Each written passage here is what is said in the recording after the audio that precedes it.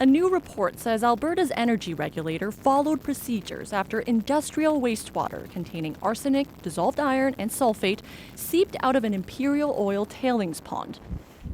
The regulator did not alert the Athabasca Chipewyan First Nations for 9 months, until after a second leak of millions of liters of industrial wastewater overflowed from a water drainage pond.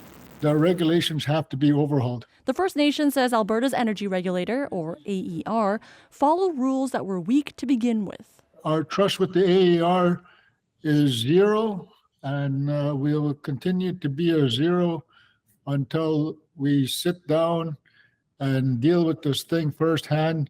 The report says there were no areas of non-compliance, but it recommends better communication, clearing up the terms incident and emergency, and clarifying when they need to be reported. I don't believe anything in that report that will be meaningful changes to come in the near future.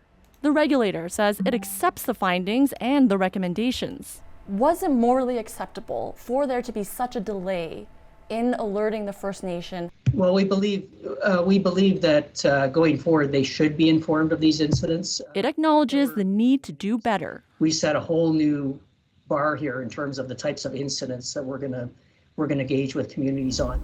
They appear to be more interested in and sort of trying to paper over this problem. This environmental law professor says the report fails to answer some basic questions about the spill. How were the decisions made in this instance? Who made them? On what basis? Why not provide that information? Why not provide that for Albertans to be able to see?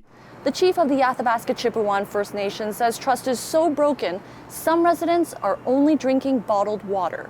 And the impact of this ordeal so severe, the First Nation says it plans to take legal action in the coming months. Julia Wong, CBC News, Edmonton.